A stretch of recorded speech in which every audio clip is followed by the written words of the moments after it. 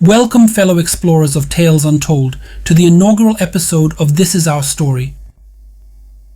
Here, amidst the misty peaks of the Lebialem Highlands in Cameroon, we delve into the rich tapestry of Bangwa folklore, weaving together threads of tradition and imagination to uncover the hidden gems of our shared heritage. In this series, we embark on a journey through time, guided by the whispers of our ancestors and the echoes of their stories. Each episode will unveil a new narrative, crafted from the depths of our collective imagination and inspired by the timeless wisdom of Bangwa folklore. So, join us as we traverse the rugged terrain of the Lebialem Highlands, where every rock and tree holds a secret, and every stream sings a song of old. Together, let us rediscover the magic woven into the fabric of our culture and celebrate the timeless tales that define who we are. This is our story.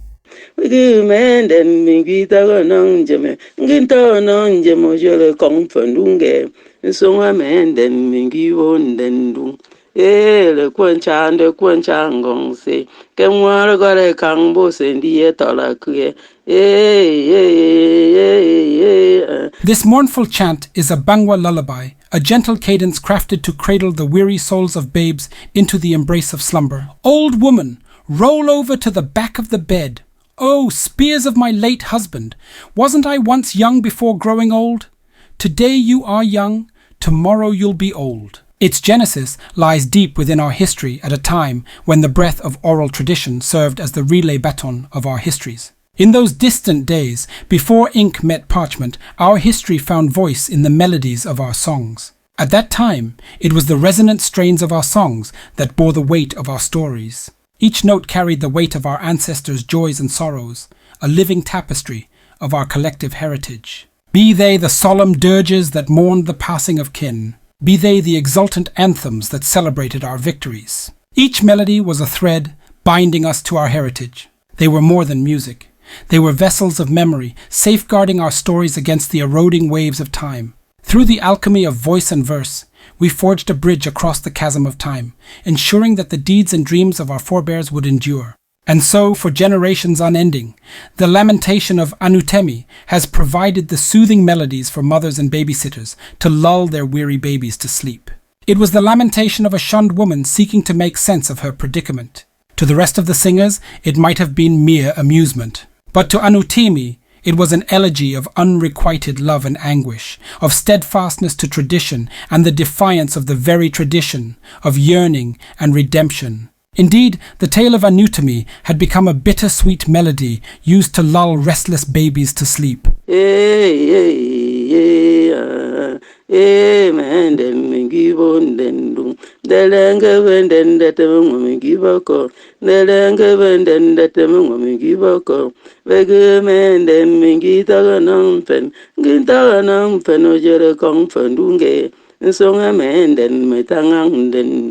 For Anutemi, life after the death of her husband was like the undulating hills that encircled the village. Peaks of joy and valleys of sorrow, each contour etching a testament to the depth of her being and the resilience of her spirit. In the days of old, when a man succeeded his father, he also inherited his widows, ensuring continuity within families.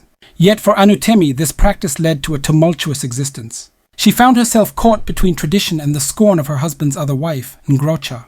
But Anutemi was woman of substance, a repository of wisdom and tradition. She treasured the practices of her ancestors like precious jewels. Her gaze held the secrets of generations past and hopes of her generation. Yet, beyond her hopeful eyes, there was also a lingering shadow of sorrow stemming from her entanglement in the uninvited complexities of the tradition. Despite Andongmo being younger than Anutemi, she saw him only as her husband. She believed that she owed him loyalty, and from Andongmo she expected his protection and affection, including conjugal intimacy. Unfortunately, the heart of Nuracha was a raving tempest. She harbored a deep-seated disdain for Anutemi, seeing her as a usurper in the marriage. She vowed to challenge the tradition of inheriting wives. The nights in their husbands' quarters became a battleground as Ngrocha worked to keep Anutemi away from consummating the affection of their husband. She refused to honor the night's sharing plan devised by Andongmo, which would have permitted him to give equal attention to each woman. Ngrocha would go to Andongmo's quarters even on the nights reserved for Anutemi. If Ngrocha got to Andongmo's room when Anutemi was already there and in bed, she would order her in the most condescending voice, "Old woman, roll over to the back." Anutemi always complied only to spend the night in sobs. Andongmo did not help matters. He had the mind to respect the tradition of his fathers, but somehow he was too weak-willed to correct her excesses. Even when he was in bed with Anutemi when Ngrocha came in, he would not bother to rebuke her indiscretions. Anutemi found herself relegated to the role of a babysitter, tending to the needs of Ngrocha's children. Even though Ngrocha called her old woman, Anutemi was still of childbearing age. She was about 10 years older than Ngrocha and Andongmo, who were age mates. She had 2 children before her husband passed away. Yet, being the traditional woman that she was, Anutemi was still hopeful that she would bear more children for Andongmo. But Ngrocha was bent on making sure that did not happen. This pierced Anutemi's soul, leaving a profound emptiness within her. In the solitude of her home, as she cradled Ngrocha's baby and sought to lull it to sleep, Anutemi's thoughts inevitably drifted to the nights of longing and deprivation. "This child could have been mine," she would whisper softly to herself, her heart heavy with unspoken sorrow. Despite the weight of her own unfulfilled maternal yearning, she poured her love and care into her stepchildren, offering them the tenderness and affection that she so deeply desired for her own.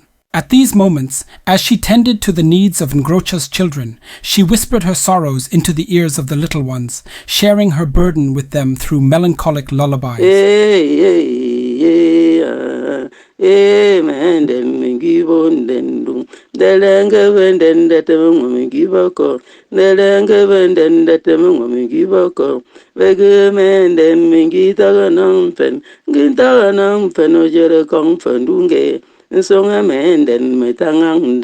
Anutemi's voice carried the weight of generations past, her sorrowful melodies intertwining with the ancient rhythms of tradition and loss. With each whispered refrain, she wove her own story into the fabric of time, seeking solace in the shared experiences of women who had walked the path of longing and unspoken grief before her. Night after night, Anutemi kept chanting her protest.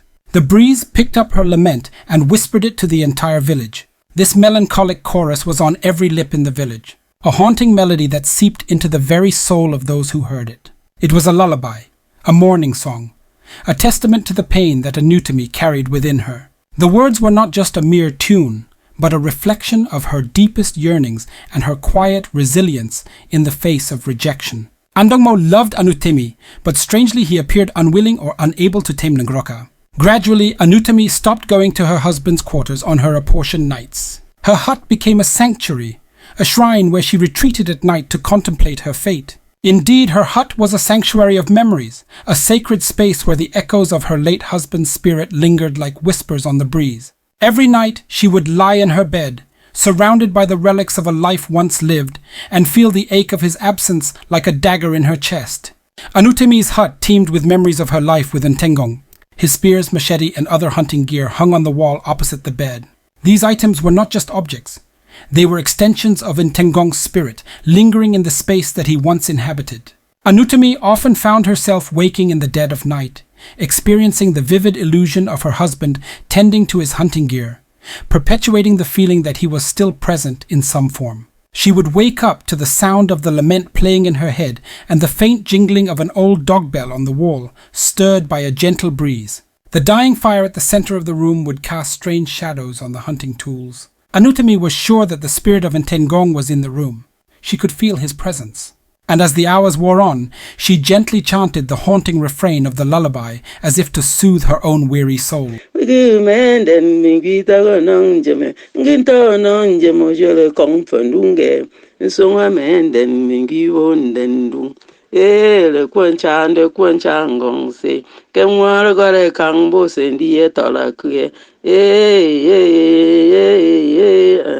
But amidst the shadows of her sorrow, a storm was brewing, a tempest of emotions that threatened to engulf her fragile heart. It was a night unlike any other, a night when the heavens themselves wept for the pain of a soul in turmoil. Lightning rent the sky asunder, illuminating the darkness with its fiery tendrils, and thunder roared its disapproval at the injustices of the world below. Nature had heard enough of her lamentations. It would seem Mother Nature had finally paid her a visit. It was a tumultuous night. Lightning danced with untamed fury across the heavens, and thunder bellowed its disquieting anthem. The raucous wind howled in the trees, ripping off branches and hauling them around like a deranged giant. Anutami lay in her bed, trapped between her inner tempest and the raging storm outside.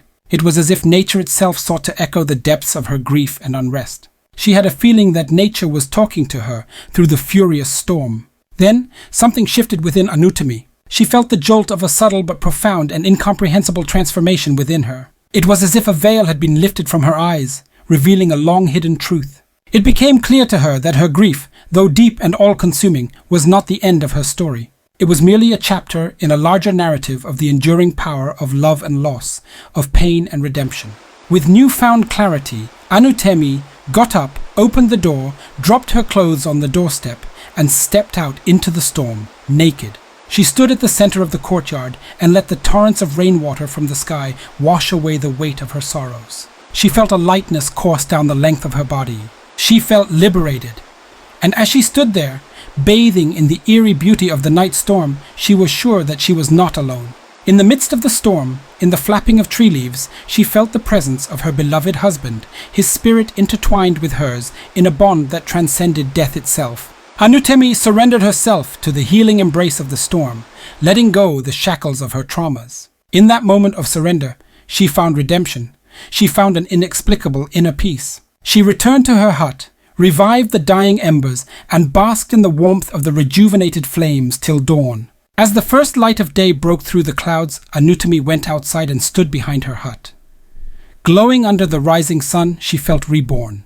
No storm, no matter how fierce, could ever extinguish the flame of her spirit.